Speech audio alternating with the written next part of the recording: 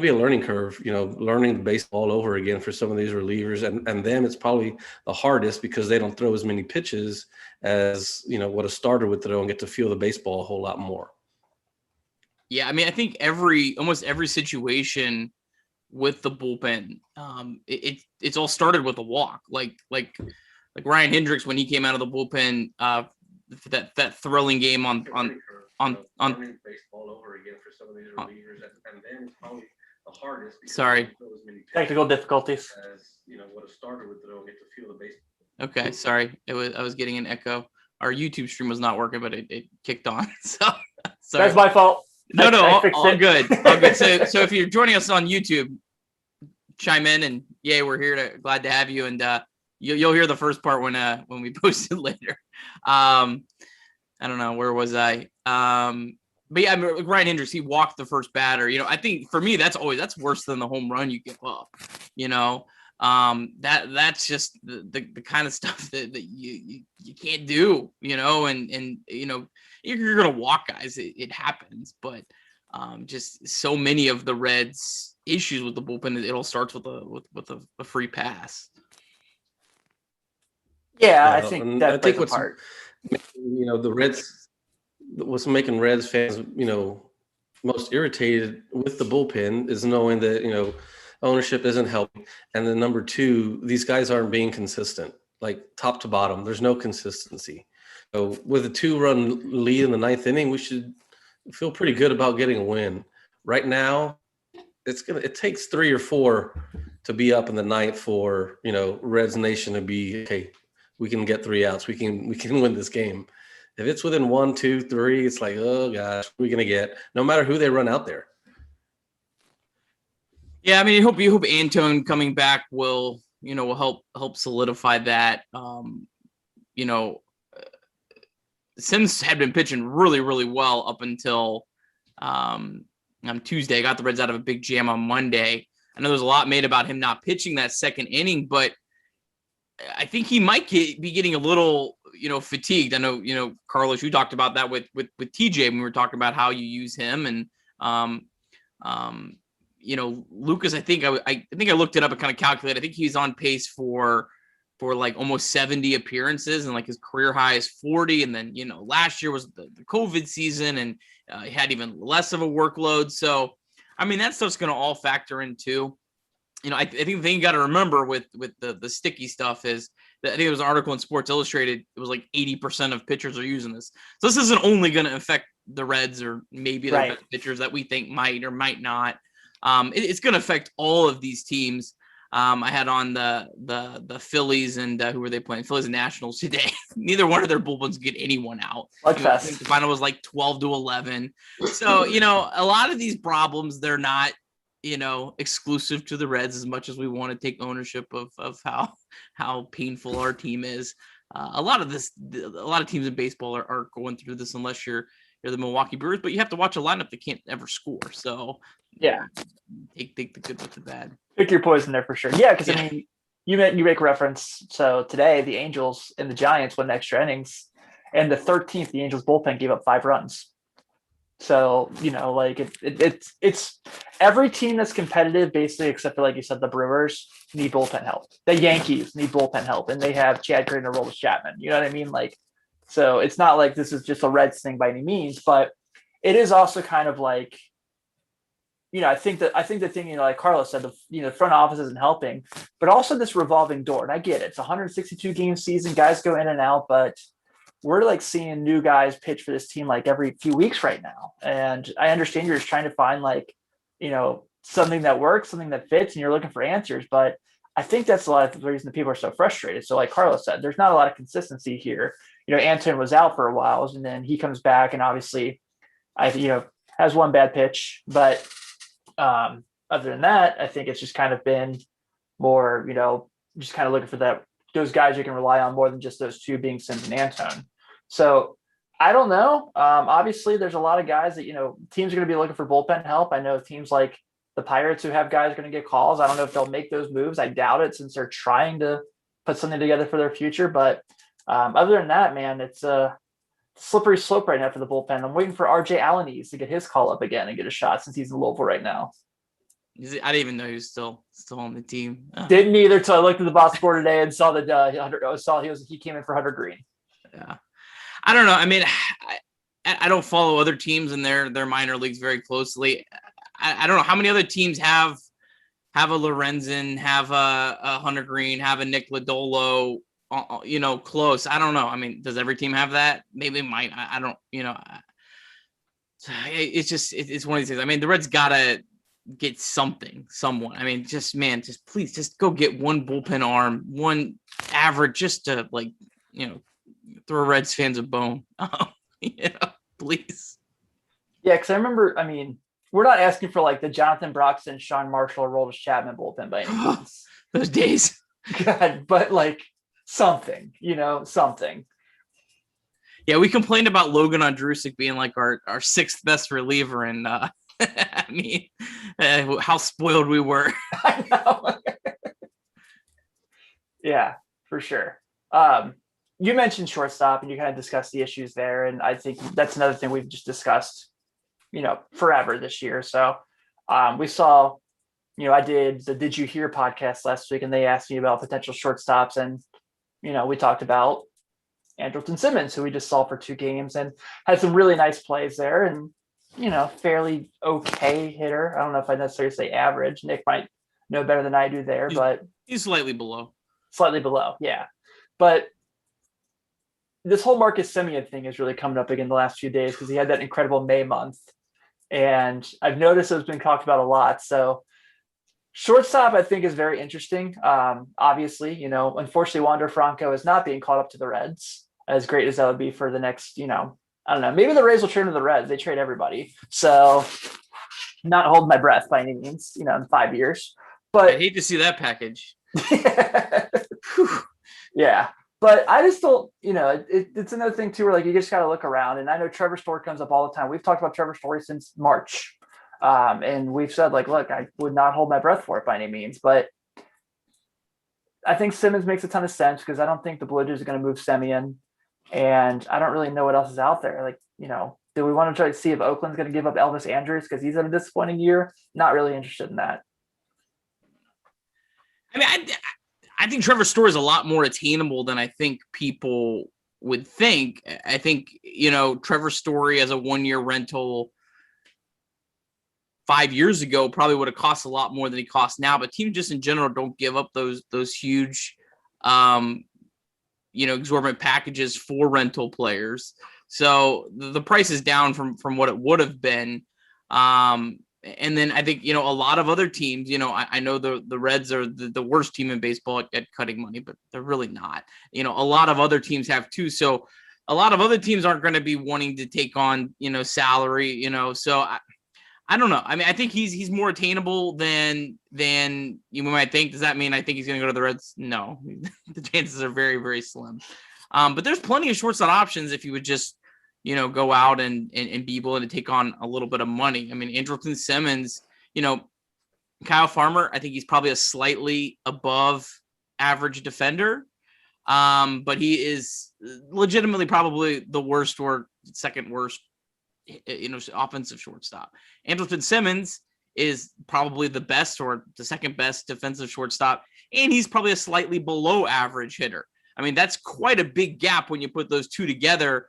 And I think that really would be, that's like adding a bullpen piece. It doesn't feel like it because you're still going to have these games, that are blown, but you might win some of these 3-2 games that you're losing.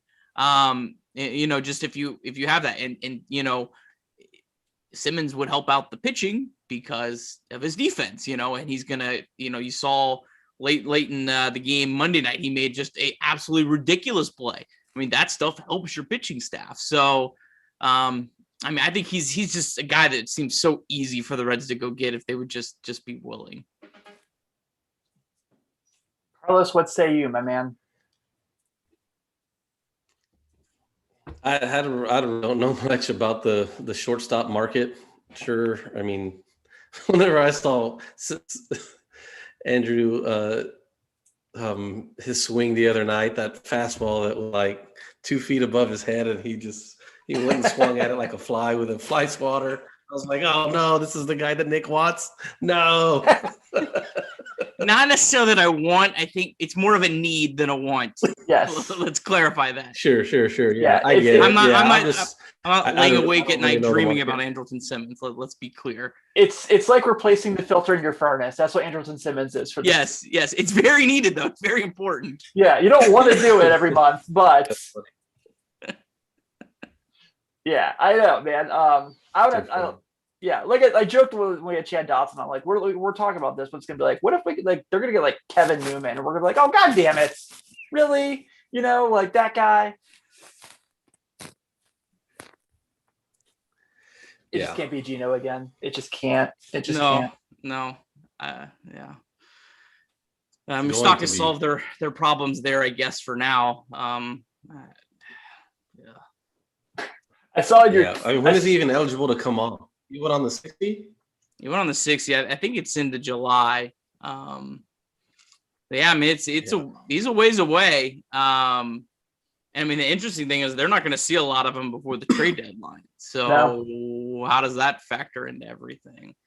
That's the part that gave me the most is with what management said about, we'll wait and see once the guys come back. But like, look at all those games they're throwing away right now that are winnable. Like, go get a shortstop, go get two, slightly better bullpen arms. Like, get that now, because these games now matter just as much as the ones in September. Like, these games are important, especially the ones that are winnable and they're hitting so well. Like, get them in now. Don't wait to see, because those are games that are lost. Yeah, I mean, I think the thing you do, the caveat to that is you don't see a lot of trades this time of the year, and I think that's not just because of teams don't want to do it. It's because the teams that are holding on to a player like let's say like the Twins we just saw, Taylor Rogers, or that's his brother, whichever Rogers it was. Like he's a hot commodity that a lot of teams are going to want. Reds call them right now. They're going to have to completely blow away the Twins for the Twins to say, yeah, let's just trade them right now. They want the market competition of the deadline. There's probably a lot of other teams in baseball that are right now saying, are we buyers? Are we not? They were like, well, let's wait and see. So, the Reds, let's not sugarcoat. The Reds missed their boat in the offseason. That's when they could have done it. Really, from once the season starts until mid-July, it's really, really hard to pull off a deal without overpaying. We certainly don't want the Reds to be overpaying for guys right now. On a 36-36 team. So it just kind of. I mean, they are kind of stuck. The Brewers did. I mean, the Brewers did. But there's not a lot of them, and I guess the Rays felt like that was a trade, and that was a trade between two contenders also. So that I think is a little bit different than when you're talking about a trade, where one team's like the Twins are not a contender. I think it's a little bit different, in that sense. I'm not saying it can't be done, and I would hope that Nick Krall is beating down every door right now, trying. But I think it's easier said than done to pull off a trade right now, just because teams are, they're going to want that competition on the market. What did the Brewers give up a lot, or I don't? I have no idea. They like the trade generator, which people love or hate, said that the Tampa Bay Rays got absolutely fleeced on that trade. I have a hard time believing that. Yeah, the Rays don't ever get got fleeced. fleeced on anything. So I don't know.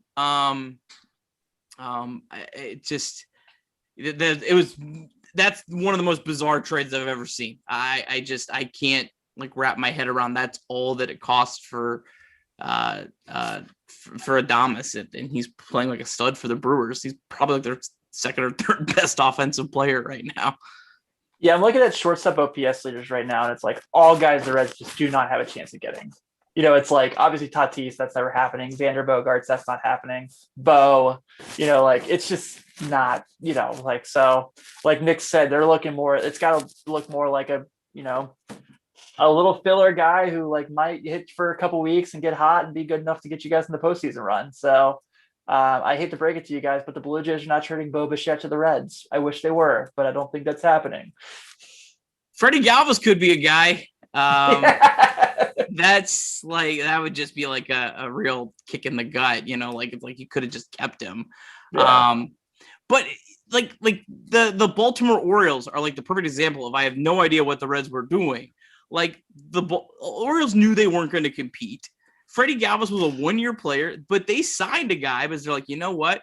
We can't let our young pitchers not have a competent shortstop to field the ball, and so they were willing to pay for Freddie Galvis, I don't get it. I don't understand it. I'll never understand it because Freddie Galvis cost $3 million. It wasn't Right. It wasn't, like I can say, like I think they should have signed Marcus Semien. I screamed for it all winter, but okay, 20 million. I get it. Like if you say you don't have that money, whatever, but like 3 million, like just go get Freddie Galvis. Like, I don't know, maybe he hated Cincinnati. I don't know. Maybe. Yeah. Not a Skyline guy. He hated Sky. That's what it was. They served to him every game, pregame. Yep. Like, I'm out. Going to Baltimore. We got some hella barbecue in Baltimore, man. Good shit. Carlos, did you see also speak of the Orioles? They got a knuckleballer now. Did you ever play with a knuckleballer? I'm curious. No, I don't think so. Did you ever practice it? Did you ever try to learn it? Of course, everybody who's ever played baseball has tried to throw a knuckleball. Yeah. I actually in my early high school days, that was like my tip. Yeah, I figured I just had to ask, just had to be sure. If any other bullpen issue, any comments that anyone have any in regards to that they want to share what their thoughts are? Anyone have any trade targets they can think of that the Reds might be able to get? Like I said, unfortunately, it's not going to be Xander Bogaerts, but I don't know. yeah, I've got nothing. I got nothing either, man. It's just a process. Do you want to go into? We've got a lot of questions about. Yeah, please do. Lodolo and Green. I don't know. I don't know when they're going to get called up. I wish I did. I mean, I think the Reds are willing to supplement. I have an idea that I really wanted to run by Carlos. So I don't love the idea of throwing Hunter Green or Nick Lodolo in the bullpen because of being triggered because of what happened to Aroldis Chapman. And that's probably something I should just get over. It's not that big of a deal, but whatever. It is what it is. What if the Reds tried for their 5th starter? So they moved Gutierrez to the bullpen, who's been great, but I don't think we expect Gutierrez to be a lockdown starter all year. What if the Reds did a tandem start with Green and Lodolo? Do you think that could work, Carlos, where each guy pitched 4 to 5 innings? I've never seen it work. The Padres, I think this year they did a little bit of that with Weathers and what's the other that guy's got Lamet. Yeah, Lamet. They did okay. I mean, I guess it could work. It's just tough. Like, starts which day, who's piggybacking the next. I'm sure they would just rotate it. But I mean, at this point, sure, why not? I mean, it's not going to hurt them. It's different for the guy that's coming in from the bullpen. You don't get to do your long toss, which is, right off the bat for a rookie. It's like mentally it's there. Like, man, my arm doesn't feel loose, or I'm not quite there, or when I start throwing, do I start throwing in the 3rd inning? Because I'm going to throw the 6th inning. Do I start throwing in the 4th? Like, it takes a while to learn how to come out of the bullpen, which they wouldn't be expected to get hot right away. I understand, but that's for it to work out. Everything's got to work together, and it's got to be like, perfect world. Yeah, okay, it worked out well. So that second guy's almost got to be treated like a reliever. Got to be almost sort of like. There's no.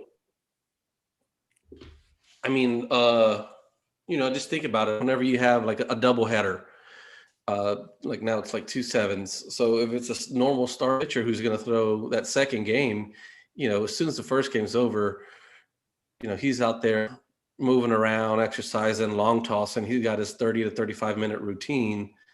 But if a reliever that's going to throw that second game, like it's going to be a bullpen game, he goes out there 8 minutes before the game's going to start, and he goes through his normal routine. So you try to put that second starter to come a reliever, he doesn't know what to do. Everybody can tell him, hey, okay, start throwing early, start moving around, but it's not the same at all. It's a totally different world. I know it sounds to like, the casual viewer, the casual fan that, what's the big deal? He's throwing the ball. It's not. It's a totally different thing. Like baseball players go off of their routine since they were little kids. They do the same thing over and over and over and over and over. That's how they get good, because they do this thing over and over and over and over and over. And all of a sudden, these young guys, you want to stick them out there to do that. It's like the shock. It's like, whoa, throwing them in a cold pool. It's like, oh, that's what I think about that. Yeah, no, I love that perspective. Right now, I have no idea. I obviously don't know what it's like to come on to Enter Sandman and Yeah, speaking from personal experience too, like we did that in low A and Eaton. They had pitchers do that. It was me and Thomas Pauly, who was a second rounder. I got called up and they wanted us to piggyback each other and we would flip. And whenever I was a starter, I threw the hardest whenever it was like the 5th, 6th, 7th inning. That's where, like, for me, I was throwing like 92, 93, and so that's what they were expecting for me once they moved me to the bullpen, but I could never do it. They had me get up like, okay, Carlos, you've got the 8th inning. So we want you to start throwing in the 6th inning, get that arm going. And I'm like, I tried it. I couldn't do it.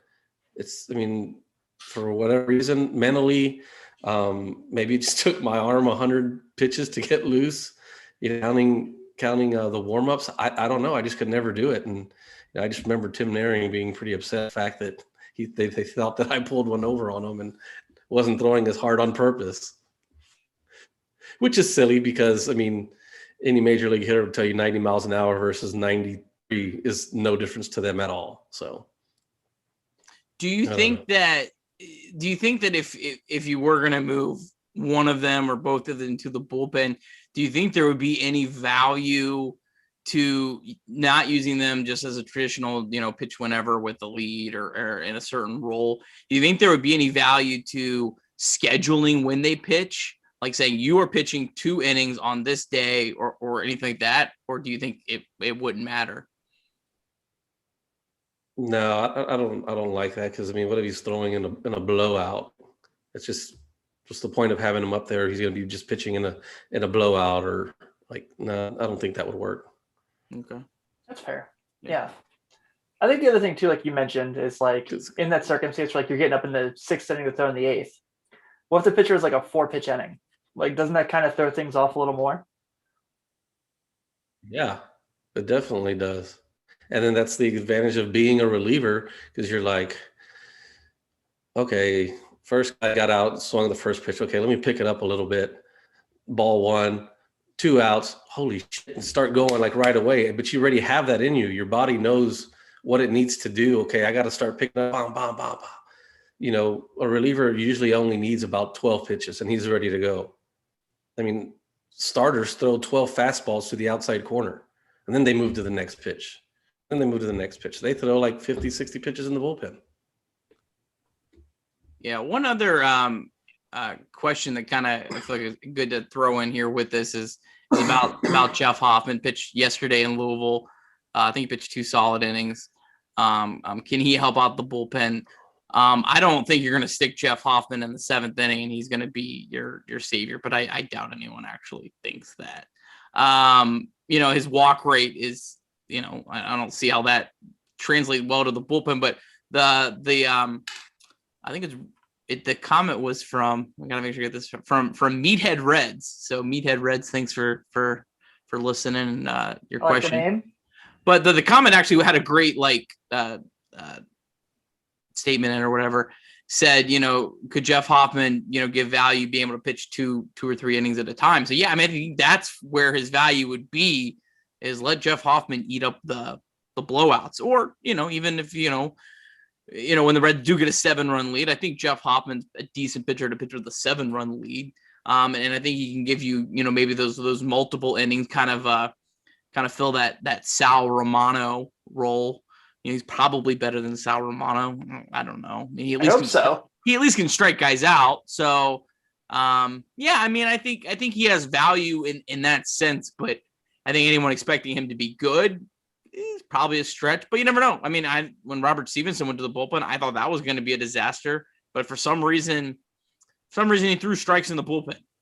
Do you have any idea why that is, Carlos? Why someone coming into higher pressure situations where you it's even more painful to walk a guy, why some guys have better command in those situations?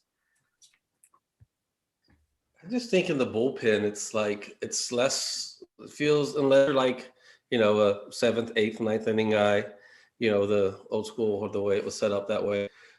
There's really not a whole lot of pressure. As a starter, you've got a game plan. You've thought about this for 4 straight days. You got a plan, like the outside corner is going to set up, the ball, the split finger you have to do that kind of stuff. In the bullpen, it's like we don't really even set up on the corners. You set up on thirds of the plate. Like, just throw it here, throwing it hard enough, throw it here. Your stuff is nasty enough, just throw it here. We don't need to pinpoint it, with your control as like a starter does. A bullpen, you'll take 2 good pitches. You can be a good reliever with 2 good pitches. You'll be one with 3, or your second one being really above average. You can be a great bullpen guy. But I just think it's less stressful to be out of the bullpen because you don't have to be perfect. Circling back around to my point earlier, I'll just use Lucas Sims. He's all over the place. His numbers look amazing. Some of the stats that y'all send, it's all 98th percentile. He's doing awesome, but watching the game, he's all over the place. Rarely has been hitting his spots, but it's, we got good results, and that's fine. You'll take it every day of the week, but it's just something that you watch out for. It's a little, you can get away with a lot more bullpen. Yeah, that's fair. For those who are complaining about the bullpen, do not look at Raisel Iglesias numbers today. You'll be more upset. I'm just letting you know now. You can look at Archie Bradley's, though, if you want to feel better. Yes. He had a really bad day today. So do that. But Raisel's were pretty fantastic. Maybe he'll be available. Would that be something? Wouldn't that be? I think, honestly, if the Reds trade deadline moves were Raisel Iglesias and Freddie Galvis, I mean, I think that would just be the most you know what? I would just say, hey, you know what? I tip my cat. You admitted you screwed up. You fix the mistake and we move on. And anyone who wouldn't say, hey, good job, you know what? Just get out of here. You're a hater. You're going to hate no matter what. It reminds me of not going to happen. So you saying that makes me laugh because it was a stretch in 2010. You guys remember Adam Rosales played with the Reds for a little bit. He had this weird stretch. If you look at his Baseball Reference page, his transactions, where he was it was released by the A's, signed by the Rangers, released by the Rangers, signed by the A's, and it was a 2 or 3 week span where he was just going back and forth. That's what that reminds me of. Yeah, you can find that on about 80% of the Reds' current bullpen if you check their transaction pages. Yeah, today Monday when Josh Hotchins came in, I went, who is that? And I had to look him up, and I was I know that's bad for me to say on a baseball podcast, but I literally was I was I've heard the name. I can't place the guy. But he pitched for the Cubs last year. I'm he did? I thought he was right-handed. So if it makes you feel any better, I thought he was a right-handed. I looked up, oh, he's a lefty. I was oh, interesting. Yeah, it is what it is. Real quick before we get into our next topic, I wanted to try to talk about this real quick. So Carlos, you texted us last week, and everyone was super stoked about Hunter Green's 8 strikeouts in his AAA Louisville debut. But you went, did he give up 4 homers? And you kind of made point that what you've seen is obviously the fastball is brilliant. It's fantastic. He's 20 years old, throws a 104. But you kind of expressed like some concern with his off-speed stuff, and you said that's probably part of the reason why he had that struggle. He pitched really well today for Louisville. 5 innings, 2 hits, 6 strikeouts. Hit 100 multiple times in the gun. And you kind of talked about the importance of like that second pitch. Like, what was it that really kind of jumped out to you? Was it just the box score, or is there something you've seen in his like repertoire that you're like, man, that guy's got to figure out a changeup or something? I mean, the really time I've seen him pitch was the spring training outings, like being able to watch it. And right away, I was like, those aren't big league, secondary pitches. Those are just something that's different than throwing 100, which you can get away with at, all the way up to AA, AAA, just depending, but that's not going to play out in the big league. Like it could have been, just the dry air in Arizona. It's hard to spin the ball. Like it really is. It could have been that. I haven't seen anything, but like, you just reading off his box score, 6 strikeouts whenever you throw 100 miles an hour. That's not, especially in the world that we live in today where everybody is striking out. Like that's kind of a little red flag for me. Like what's going on? What is considered his second best pitch anyway? Like, I don't know. I think it was. I mean, it's hard to be down on the guy. There's so much like, there's so much, invested in him in the future. And he's like, he's going to have a lot of weight on his shoulders. It gets up to the big leagues. People are going to expect big things from him. And it's just, I want to see it. I mean, I'm excited to see it. I hope he develops those pitches well. That maybe he might be, a couple starts and then straight to the bullpen, and, or he doesn't have to worry about those other pitches right now. Just, concentrate fastball, change up and slap or whatever out of the bullpen. But I don't know. It just makes me think like there's just not enough strikeouts for me. He what would you say, 2 hits? 2 hits and 6 strikeouts, but no earned runs. 2 hits, 3 walks. Do you have walks? I didn't see the walks. I think it was 3 walks. Okay. Yeah, that's right around a 1, which is okay. Not great, but it's okay. So I don't know. We'll see. Yeah, I'd love to see a game. Like, is there a way to watch those games, or do you have to subscribe to minor league baseball? I'm not sure. I think you do. So you got to pay. I think it's like $40, and then like you get like every single minor league game. Like I don't think they have blackouts on that, if I remember correctly. No, they don't. I've never the best camera, but it shot like at a camcorder in center field, like so on the batter's eye. You're not going to be able to see the quality of the pitches. If they covered it a little bit better, maybe I would. I don't know. It would be. I wish I had time on my hands to watch every minor league game. Like man, like there's. I would kill it. You're going to go from 4.5 hours of sleep to 2. I don't think you need that in your life, Nick. In fairness on Hunter Greene, his strikeout rate is striking out 13. He was striking out 13 per 9, 13K per 9, which is like about as almost like it would be like probably in the top, 20 in baseball. So yeah, I mean, I think he is. I think that was just maybe a weird number today. I was actually listening to another podcast, Part of the Punctuation. Want to give them a shout out. They were talking about Hunter Greene. They had a guy. Hopefully I say his name right. Aram Layton, national prospect guru guy, and he was talking about Greene and actually said the exact same things that you were saying. Said, man, all the talent in the world, but the 2 pitches are a concern. And the most interesting thing that he said is, he said that, Lodolo and Greene were pitching back to back when they were both in Chattanooga. And he said he talked to several players of a team that had just played them. And they all of them consensually said that they thought Lodolo was tougher than Greene. So I found that interesting. And then I was like, why did the Reds move Greene to AAA and not Lodolo? Because remember, I don't think it would be a big deal in a normal year, but remember, you can't go straight from AA to the major. So I don't know. It's a little interesting. I mean, it makes sense that Lodolo would be kind of more major league ready, just because he pitched in college. But yeah, I did, I did, find that interesting. I mean, the other thing with Green is, a guy that throws that hard is going to get, probably going to get hurt at some point.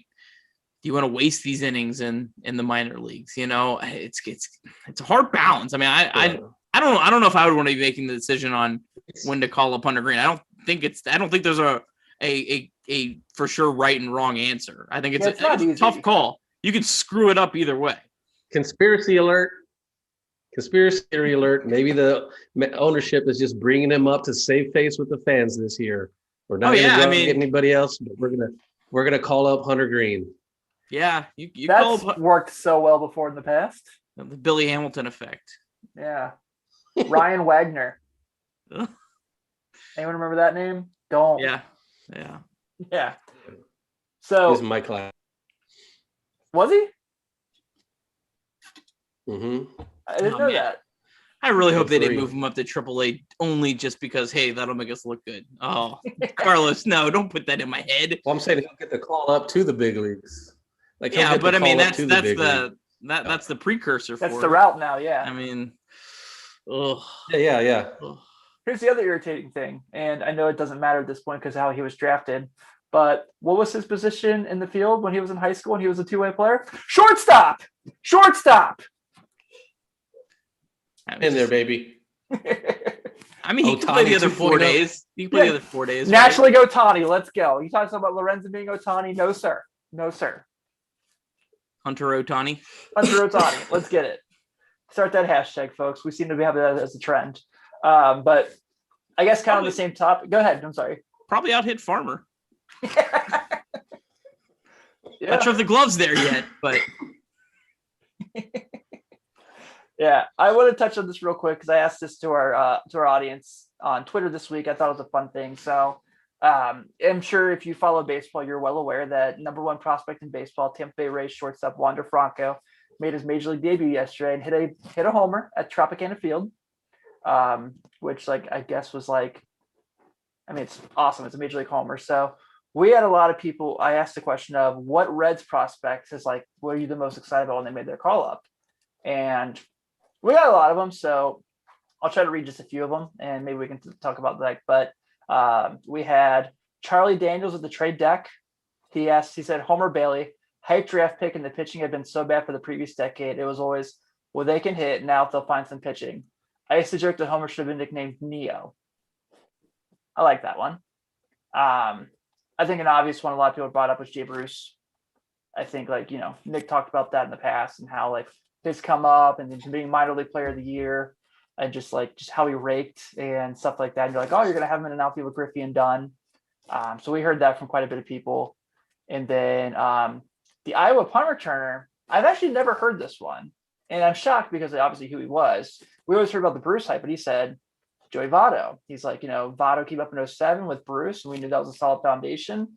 Obviously Joey finished second rookie of the year that year, Jay fifth to Giovanni Soto. That's going to be a trivia question one day. Who got rookie of the year over Joey Votto? That is going to for sure be a trivia question one day that everyone's going to be like. Only because the Cubs made the playoffs. Every single statistic Votto edged out. Stupid. Yes. Money Soto. So Iowa puncher had Votto. And then, our guys from Part of the Punctuation talked about Homer again. And the last one that kind of stuck out to me was Hunter Bivens said Tony Cingrani. And I was not expecting that whatsoever. I do remember Cingrani coming up and his first game, I think he threw 5 or 6 innings and had a base hit at Wrigley Field. And I was like, oh, this is fun. This is nice. One that kind of shocked me, I didn't see a whole lot of, and was probably mine as far as just that hype and excitement, was Nick Senzel.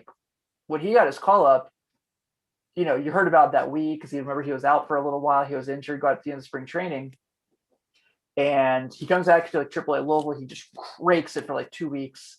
And they're he'll be up this Friday for the Giants. And I immediately got on my phone and bought tickets because I had to see it. He had an infield single his first game. But I'm kind of was shocked I didn't see more of Nick Senzel on that list. Recency, yeah. Bias and how things have turned out so far. The Mike Leake going straight was pretty cool. I was pretty excited for that. Yeah. When they announced he was going straight to the show, I was like, what? That was a cool. crazy move that paid off. I mean, he wasn't like great for that team, but if you kind of look at their AAA depth, that year, I mean, he certainly helped them, He and went they straight to a start, really right? struggled all out of the gates that year too. I think a lot of people forget. I mean, they were below 500, I think, into May. Yeah. And if they had another starter that would have been on that team, Josh Falk or someone like that, I mean, it was getting blown up. I mean, who knows? They could have derailed that year. You know, it was weird. You know who pitched for Louisville that year? I totally forgot about it until I was looking stuff up the other day because I was thinking about that. Brett Tomko pitched for the Louisville Bats that year. In 2010? Yeah. It was 10 or 12. Such It was a one of weird the it was guy. one of the playoff years, but I was like, Brett of all Tomko? people. Wow. I was actually at Sangrani's that game in Wrigley you were Were talking you? about. That's Yeah, awesome. actually, I met his parents. They were like the nicest people in the world. His dad's a White Sox fan, and this was the first time he'd ever stepped foot in Wrigley. I'll never forget that. That's pretty cool. Are we giving ours? Yeah, go for it. So for me, I mean, I think it has to be Chapman. Yeah. For me, I mean, I think the thing a lot of people forget is like it wasn't like it is now. There wasn't like a Jordan Hicks's and like no one did what he did. It was such a novelty, and man, just every time he came in, it was like a rock concert. It was an experience. So I mean, yeah, it has to be Chapman. I mean, I guess future Reds Hall of Famer Aroldis Chapman. I mean, Yeah, yeah, for he sure. has to be in there, right? Yeah, I have so I was at Clinchmas, and when he came in the ninth inning, it was my first time seeing him, and I was like, and it was cool because like I remember like when I was a kid going to Riverfront and seeing like I went there in the home run race. So like when McGuire would come to bat, you would just see all these cameras just like taking pictures of him and all these flashes, and it was like that with Chapman. And so like and you got to see it for a few years, and like he kind of had that like that vibe of like, Carlos talked about pitching in San Diego and Trevor Hoffman came out and Hell's Bells played and you're like, your arm just like Chapman, when like you heard Rage Against the Machine, he did that stop as the bullpen thing opens and runs out. You were like, fuck yeah, let's go. Like you were just so fired up. Am I allowed to say that? I apologize if I'm not. Sorry for if the kids are watching. But yeah, man, that was awesome. And like, you remember pretty well, like his debut against the Brewers when like he just came out immediately and was just like hitting 103 and striking everybody out. And it was awesome, man. That was so great. Did you see in that same field last night the Padres and the Dodgers game? No. That reliever that came in made his major league debut. They're up 3-1. I think it was either the eighth or the ninth. It was the eighth inning. He came in 3-1. I think it was like bases loaded, and he just came in throwing 99-mile-an-hour sinkers, just nasty. Like he didn't even have time to be nervous. It was just like it was a playoff game, and here you go, buddy. I think that's what I feel like. That kind of could be something that those two starters down in AA and AAA, Lodolo and Stevenson come up and just throw gas out of the pen in late September. That'd be nice. That would be nice. Nice. I mean, Lodolo, for how good he is, I mean, I think he throws in the mid 90s. I mean, you start getting him with his more craftiness, man, he could be just a massive weapon. And the Reds don't have a good left-handed pitcher right now in their bullpen. I mean, I think Garrett's looked better. I mean, I think it's like 8 of the last 9 appearances he hasn't allowed a run. But I mean, they've been like 1 or 2 batters. Bell's been strategically using him, and I think very, very smartly to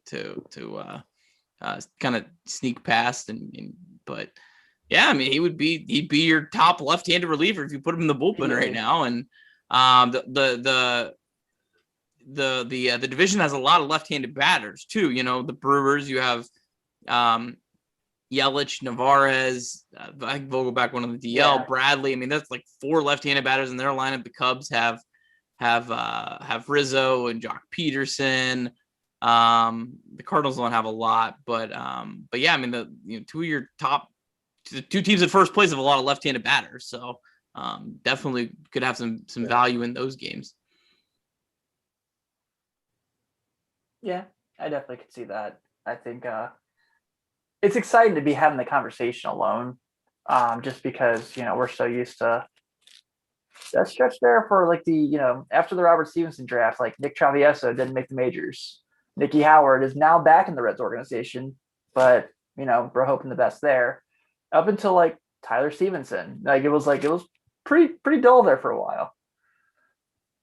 Yeah, I mean, Stevenson and India sure look like good draft picks. I think both were. India was what, 5, and Stevenson was like 12 or something like that. I mean, those aren't like your for sure things at those picks, and I mean they just every night they do something impressive, and I think Tyler Stevenson has got to be playing more. I don't care who has to suffer. That guy has got to be playing 5-6 times a week. He's got to be in the lineup. I mean, that is your future. I mean, you don't have catchers that hit like he does with that kind of plate discipline, and I don't think he's a bad defensive catcher either. I think he's fine, and he's a rookie. I think a rookie that came from didn't go to college, straight out of high school. He's a young kid, man. Battled injury and just so much talent. Man, I that's the guy. I said to someone the other day. I said, so if I was getting a red jersey, it'd be Tyler Stevenson. I'm getting a Tyler Stevenson jersey. That's the guy. I'm on the India route right now. I think I'm getting there. I think Stevenson's knock on wood. I think Stevenson is when I'm doing a jersey, it's not just who's like my favorite player. Yeah. Who's gonna be here and be productive for the longest time. I think Stevenson probably would have the higher percentage of the two of being a for sure thing, for sure MLB starter for years. But I don't know. I mean, India's I don't see anyone, unseating him anytime soon. Yeah, he's a bad dude for sure, man. All right, so up this weekend, 4 games with the Braves, who a lot of people preseason were very high on and are very much underperforming. They do have National League rookie MVP candidate Ronald Acuna Jr. in center field, who right now has the most leadoff home runs of anyone in baseball. He's basically Ricky Henderson right now, apparently, if you read Braves fans. Other than that, though, it's really weird to see them struggle. Like Freddie Freeman is not, defended his MVP very well for a while. Like he probably, and then they're kind of like going through a bunch of young guys as well. Like you're at home where you play really, for the most part, you play really well, minus the Giants and Diamondbacks series. You can say like they've been pretty awesome at home for the most part. And then I looked, and maybe it's been updated, but when I looked on the MLB app today, the Braves didn't have their projected starters for any game yet listed. So obviously there's 2020 postseason on a lot of Reds fans' minds. I get it. I do promise that the Reds will score more in this series than they did in that series. Don't you test it. But your guys' thoughts on this matchup. Obviously, it feels like right now with how the Braves are kind of rolling, it's get through Acuna and you got a shot. So I feel pretty comfortable about the series. Yeah. So on the Braves, so there's on Fangraphs, there's a site, part of Fangraphs roster resource that tells you the projected starter. So it doesn't necessarily, these aren't announced yet, but this is like who lines up and who they're guessing, and they're, pretty up on it. So they have Josh Tomlin, Drew Smiley, Ian Anderson, and Kyle Muller. So outside of Ian Anderson, I mean, that's some pitching you should be able to do some damage against. Smiley 5.11 ERA, worse peripherals. Tomlin 4.99. He's Josh Tomlin. I mean, yeah, I mean that's a pretty good matchup for the Reds offense, man. I guess when Ronald goes and hits a leadoff home run, be like, okay, it's fine. The Reds are going to score 2. So yeah, I mean that it shapes up to be a good one, and yeah, I mean just that Ian Anderson, but that's against Luis Castillo. That could be that's a rematch of game 2. Yeah. Ooh. So I'm looking now, like Dansby Swanson is hitting not very well. Freddie Freeman, like I said, they were so high on Ozzy Albies, and he's not hitting very well. Austin Riley has been pretty good this season, but their offense has not been like what we know the Braves to be. Obviously, we're not talking about like Fred McGriff and Chipper Jones walking through the door by any means, but they are, these are guys we've read about for years, and they're middle of the pack. They're pretty similar to the Reds right now. They just have to face Jacob deGrom a lot more than the Reds. Our bullpen will get them right. Oh, you don't want to look at the expected numbers on Freddie Freeman. Oh man, he's there's quite a discrepancy there. So he is. I hate to say it, but he might be due. He might be due. Great. I'm going Friday. That Toyota. He's finally going to hit the Toyota truck. Maybe twice. So, oh boy. Yeah, that's going to be fun. Yeah, Acuna has actually been unlucky. What? I mean, we're talking pretty slightly, but it's in this podcast now. Come on, we're on a good note. He's been unlucky this year. Oh man. So for the Reds, for anyone wondering who hasn't looked yet, tomorrow night it's Tony Santillan, who 2 starts in, done the best he could. Wasn't very good in the San Diego series, but that's a tough lineup to make your second career start against. Friday we got Vlad Gutierrez, who had his first, rough outing, but recovered. Saturday, like Nick said, we got the game 2 matchup with Luis Castillo back on the mound, who has pitched really well last 4 or 5 games. Like we're seeing the turnaround coming, like we all talked about. And then Sunday, you're looking at Tyler Mahle taking the mound. So I feel comfortable in the series. I do. I maybe shouldn't say that because Nick has now got me thinking about Ronald Acuna Jr. of all people being unlucky.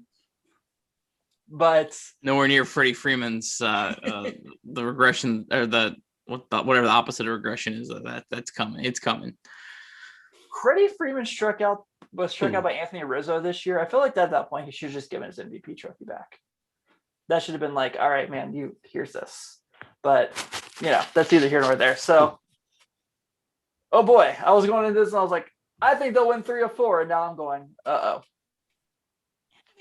Freddie Freeman, unlucky Freddie Freeman has a 116 weighted runs created plus. That's the same as Jonathan India, who is our savior. Like, don't sell that guy short. It's a mistake, man. It's a mistake. Yeah, it is. Abort. Freddie, we love you. You're great. You don't. We're not waking you up. You deserve the MVP. It was yours from this jump. Yes. Yeah, but I don't know. I always kind of dug Braves fans. I always thought they were pretty cool. Like when they would come to Cincinnati, they were fun. I just hated when they tried to do the chop here. It was kind of weird. Were you not alive in 1995? I was, but I was 6. If you would have been a couple years older, you would not have liked the Braves. It took me a long time to not like the Braves were my Cardinals for most of my childhood, man. That team crushed my dreams. I mean, yeah. And then the Indian dreams too. Yeah. But that's neither here nor there, I guess. So before we get out of here, anything you guys want to touch on? Any cool stuff in the chat we should highlight? Or check the chat one more time. Thanks, Dylan, for the love. Appreciate you watching. Got some nice stuff. What about going? Oh, here's a good one. What about going to a 6-man rotation when Gray comes back? I mean, I think I'd just rather throw someone else in the bullpen than that. I don't want to take any starts away from Tyler Mahle, Wade Miley, Luis Castillo. I mean, I don't know. I mean, the Brewers are doing it because I guess that's their plan to save their pitchers this year. So I mean, if the only way I support is if they think it's going to help save the pitchers throughout the year, I don't think it's going to help you win more games now. I think it would probably do the opposite. But yeah, I mean, that's. I would only do. Sorry, go ahead, Carlos. No, I said I would only do that if it was Hunter Green coming. With it was like Hunter Green, Gray, Mahle, Miley, Castillo. Who am I missing? Maybe even Gutierrez. Like, okay, I can live with that as Gutierrez being the sixth guy. If you want to, and that would be only just to preserve probably Gray and Green. Yeah. I wouldn't be upset with that. Yeah. I'm down for that. But yeah, other than that, I'm with you. Yeah. Put Gutierrez in the bullpen at that point. That's where I'm at. Yeah. I mean, Gutierrez is going to stay in the would still be able to stay in the rotation when Gray comes back. I mean, right? That's true. Yeah. I mean, Gutierrez could stay in the rotation the rest of the year unless you put Hunter Green, Nick Lodolo, or Lorenzen in the rotation. I mean, or Santillan discovers it and, pitches lights out. I mean, there has to be someone to move him out. There's not. I know it feels like there is two open spots in the rotation with Santillan and Gutierrez, but yeah, Vlad, that's true. Vlad's definitely earned it. Yeah. I mean, he's definitely the number 5 until he proves otherwise at this point. Yeah, hopefully not Friday when I'm in attendance. I would really appreciate that. Yeah. I mean, the thing is, you have to remember is there's gonna be so many injuries in the second half that it could be good for the Reds, it could be bad for the Reds. I was watching a little bit of the Brewers game today, and they showed like how many dudes they have on the IL right now, and I'm like, they're in first place and they have that many guys on the IL. So I don't know. I mean, it's gonna be a weird second half, I think. And I don't know how it'll go for the Reds or not, but I wouldn't be shocked if there's a team that we think right now is a for sure lock in the playoffs that just gets decimated with injuries just because of the way that the season after the short season, and then they fall apart. So I mean, could benefit the Reds. It could make the Reds lose 90 games. I don't know. Yeah, it's the end of June. The Mets' bad luck's got to kick in at some point. It's the Mets. Yeah, they are the Mets. Yeah, like I know Jacob deGrom's incredible. His ERA plus stat is the craziest thing I've seen in my life. But yeah, it's the Mets. Something's got to happen. Sorry, unfortunately, if the Mets collapse, it doesn't help the Reds because no, it doesn't at all. The Mets are in first place, so someone's just going to take their spot, and it's not. Yeah, not going to help the Reds. Not whatsoever. But all right, guys, I think we kind of ran the course here for this one. Thank you all for tuning in. Next week, Carlos gets to see his two children play against each other again, as the Reds will have a 2-game set with the Padres after the Braves. I'm going to try to make one of those games, see Tatis in person. Depends on how the NBA Finals looking. But thank you all for tuning in. Greatly appreciate it. Like we said, we're here every Wednesday on YouTube. Come hang out with us. I figured out what the issue was with technical difficulties, so we'll be clear from now on. And then also we are on Spotify, we're on Stitcher, we're working on expanding in the podcast world. So once we are on additional channels for you all, we will be sure to let you know just in case you missed the live episode. Thank you, Nick. Thank you, Carlos. Everyone, thanks again for tuning in. Have a